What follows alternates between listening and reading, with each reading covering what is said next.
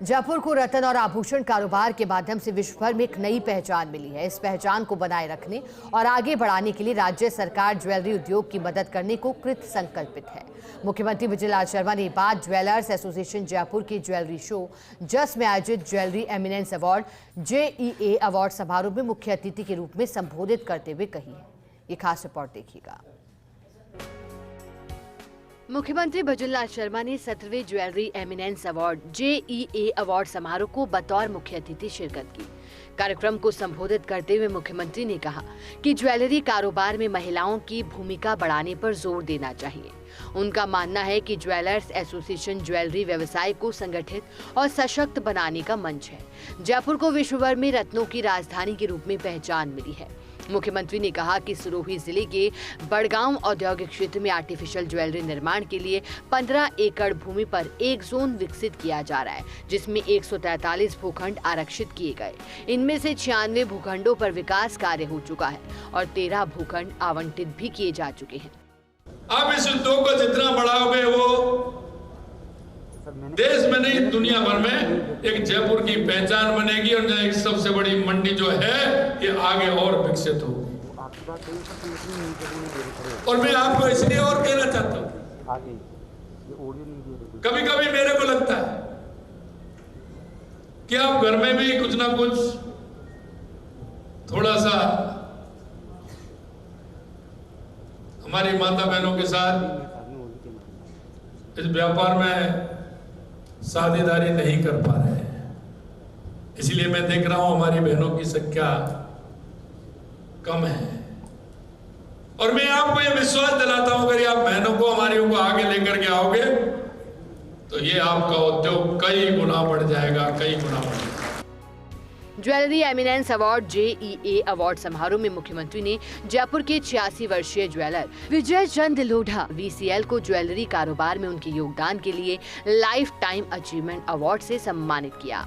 इस मौके पर विजय चंद लोढ़ा के पैशों ने मंच से मुख्यमंत्री और ज्वेलर्स एसोसिएशन का आभार जताया।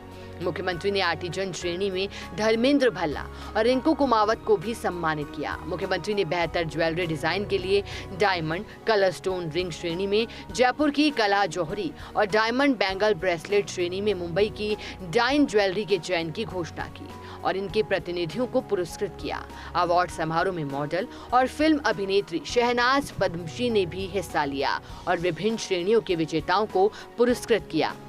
ये मेरा सौभाग्य है कि आज मैं जो जीवन में जो भी कुछ हूँ वो मामा साहब का आशीर्वाद, सोच, संस्कार और सामर्थ्य है। उन्होंने आज इस अवार्ड के अवसर पर आप सभी को धन्यवाद आभार व्यक्त करने के लिए मुझे मौका दिया। मैं सर्वप्रथम तो राजस्थान के हमारे मुख्यमंत्री हमारे भाई भजनलाल जी साहब का मैं हार्दिक आभार प्रकट करना चाहूँगा कि वो अपने व्यस्तम समय में से और निकाल कर यहाँ आए।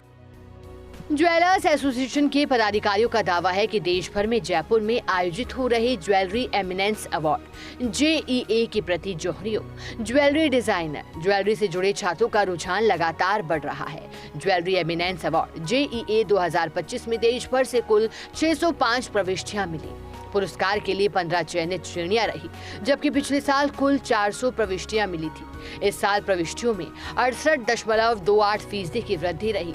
यह अवार्ड अब नेशनल ज्वेलरी डिजाइनिंग कंपटीशन का स्वरूप ले रहा है। खास बात यह भी है कि इस साल JEA अवार्ड के लिए विदेशी ज्वेलर्स ने भी हिस्सा लेने की इच्छा प्रकट की, जो इस अवार्ड के बढ़ते स्तर का प्रमाण है। 17th JEA अवार्ड के दौरान मुख्यमंत्री भजनलाल शर्मा जी ने बहुत सारे वादे ज्वेलर्स के साथ किए हैं।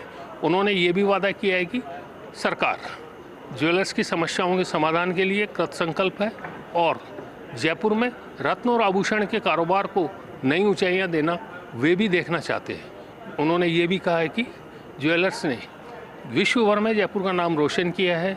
उनकी विदेश यात्राओं के दौरान कई जगह जयपुर के ज्वेलर्स उन्हें मिले हैं, जो इस बात का संकेत देते हैं कि जयपुर के ज्वेलर्स विश्व भर में फैले हुए हैं और रंगीन रत्नों के कारोबार के माध्यम से विश्व भर में जयपुर के नाम को नई ऊंचाइयां दे रहे हैं। JEA अवार्ड के दौरान उन्होंने लाइफ टाइम अचीवमेंट अवार्ड के अलावा आर्टिजन अवार्ड और कुछ श्रेणियों के अवार्ड्स का वितरण भी किया। ज्वेलर्स ने भी अपनी समस्याओं का खुले दिल से मुख्यमंत्री के सामने उल्लेख किया और उनसे मदद की गुहार लगाई। देखने वाली बात यही है कि जयपुर के रत्न और आभूषण कारोबार को नई ऊंचाइयां देने के लिए सरकार आने वाले समय में क्या नए कदम उठाती है। कैमरामैन यश माथुर के साथ विमल कोठारी, फर्स्ट इंडिया न्यूज़, जयपुर।